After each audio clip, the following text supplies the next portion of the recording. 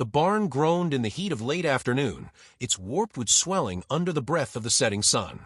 Light came through in slices, thin, golden blades that cut through dust motes and cast long shadows over the straw-strewn floor. Against a splintered support beam stood Clara May Bellwether, bound in rough, scratchy rope that left angry prints in the soft swell of her arms. Her prairie dress, once a cheerful pattern of wildflowers and sky, now clung to her skin in blood and sweat. The fabric was torn at the hem, stained across her thighs. She leaned her forehead against the post, eyes closed, not from rest, but from the dull throb that had bloomed into something shapeless and gnawing in her belly. She was 27, and this was not how she'd imagined carrying life inside her. "You think pain's the wages of sin, girl." Martha's voice, brittle as old timber, echoed behind her. "You ain't felt a tenth of what the Lord reserves." Clara flinched, but said nothing. She had learned that words only fed the fire. Martha Bellwether, her stepmother for 15 years, stood behind her like judgment given form. The old woman was dressed in plain calico, her gray hair pulled so tight it stretched her brow into a permanent scowl. In one hand she held a length of rope, thick and dirty, in the other, the same Bible she'd once used to bless Clara's childhood dreams. Now it was a weapon. Everything was. The first strike hadn't drawn blood, just silence. But the second, across the back of Clara's legs, left her gasping. Not from the pain, but from what it meant. This was real. It was happening, and there was no one coming. No one ever came. She thought of the man, the ranch hand who'd gone south weeks before she could tell him. He had eyes the color of muddy water, and hands that smelled like smoke. He'd kissed her once behind the old windmill, laughing soft when she flinched. "Ain't nothing wrong with love," he'd whispered. But he'd left all the same.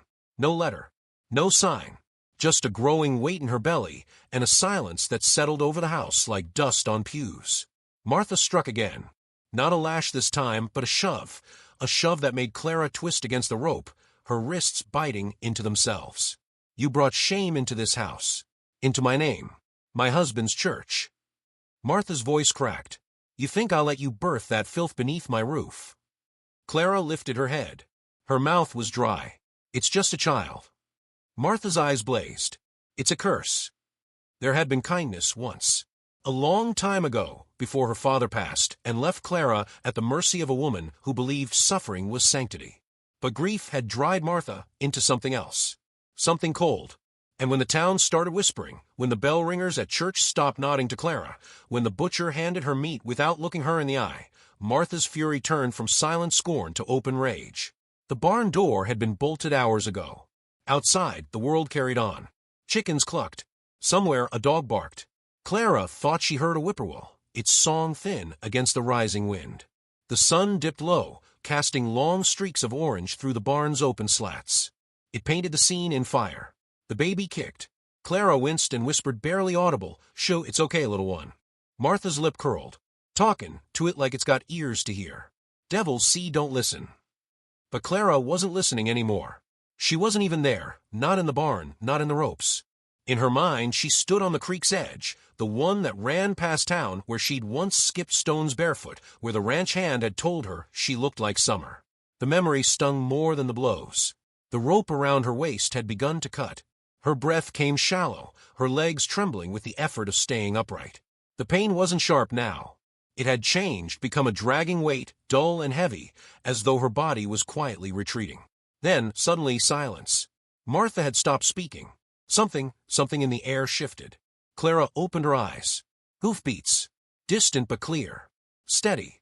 Heavy. A rider. Through the barn's open doors, the world outside burned gold and orange. The sun hovered just above the ridge, and against it, framed in fire and wind, rode a figure on horseback. The silhouette was tall, shoulders broad, with a slouch that said he'd seen more than he wanted to. The horse moved slow, deliberate, as if it knew it was walking into something broken. Martha turned, narrowing her eyes. Clara blinked, unsure if the light had made her imagine it. But no, he was real. The man dismounted with a practiced ease. He walked toward the barn, boots crunching gravel, spurs chiming soft like a hymn. Martha stepped forward. "This ain't your business, stranger." He didn't speak, just kept walking until the sun hit his face. Young 30 maybe, wind-roughened skin, stubble across his jaw like desert scrub. His eyes, pale and unreadable, moved from Martha to Clara and lingered there.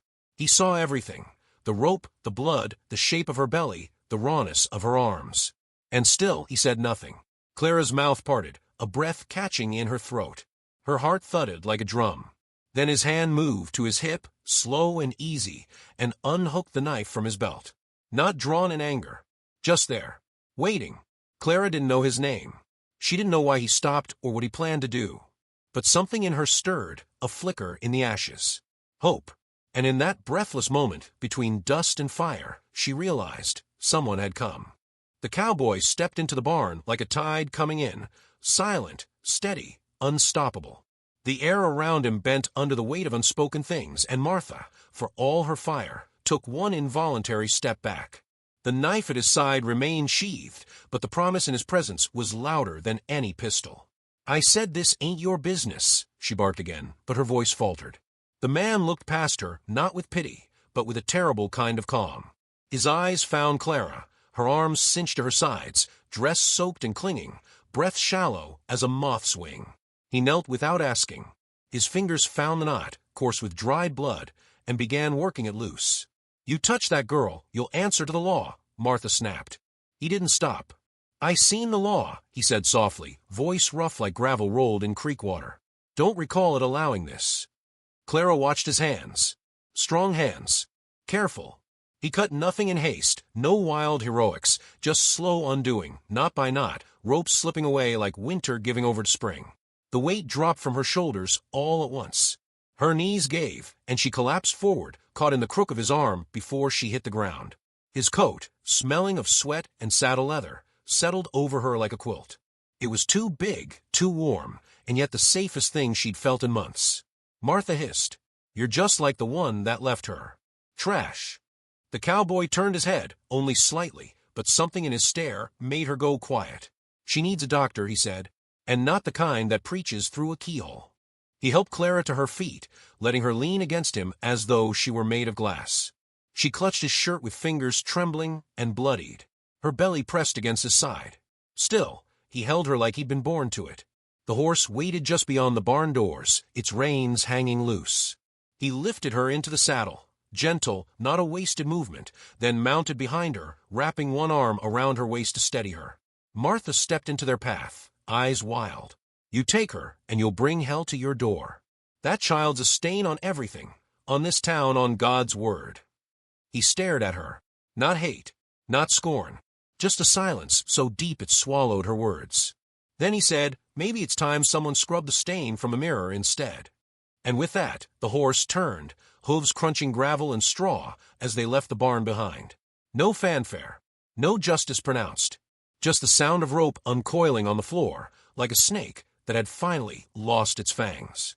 The road stretched long and empty, golden grass on either side rippling like silk under the breath of twilight. Clara didn't speak. Her head rested against his chest, the steady beat of his heart like a drum far off in the hills. Her body ached, but it was a quieter ache now, not a warning, but a memory. She wanted to ask his name. She didn't. She wanted to cry. She didn't. He rode with patience, one hand on the reins, the other around her waist. They passed the old bell tower, its broken cross leaning like a drunkard. Past Mrs. Langtry's porch, where the curtains twitched, but no one waved. The town saw, but it said nothing. At the creek bend, where cottonwoods whispered secrets to the sky, they turned. The trail narrowed. The sun dipped lower, bleeding color across the clouds like a wound healing in reverse. And just before the dark took full hold, a cabin emerged, small, lonesome, half-eaten by ivy and age. He dismounted first, then lifted her down as though she were sacred. Inside it was simple. A single cot, a stone hearth, a shelf lined with things that hadn't been touched in a while, books, a cracked lamp, a folded American flag. The man moved about quietly, lighting a fire, setting a pot to boil. He laid a blanket over the cot and placed a tin cup in her hands. Still no name. Still no questions. Clara sipped water that tasted like copper and pine. Her wrists throbbed. Her belly turned. But she was upright, warm, alive. "You got a name?" she asked finally, voice sandpapered and unsure. He stirred the fire, then sat across from her. "Wyatt." No last name. No history. Just that. Wyatt. She nodded slowly. Clara. He nodded back. Outside, night gathered. Coyotes called somewhere far off. The fire crackled and filled the silence with warmth. She watched him, not just the set of his jaw, or the way he sat like he never truly rested, but the way he looked at her. Not as a burden. Not as a mistake. Just as she was. The pain would return. The town might come looking. Martha would not forget. But for now, none of that mattered. In that quiet cabin, where the world seemed to pause, Clara felt the smallest seed of something begin to grow. Not love, not yet. But trust. Maybe enough to build on. She looked at him through firelight and said, "You didn't have to stop." He shrugged. Didn't feel right to keep going. Her lip trembled, but she smiled through it. The smile wasn't big. Wasn't perfect. But it was real. Outside, the wind shifted. A new night began. And somewhere deep inside, Clara Maybelle Weather began to believe in her own tomorrow.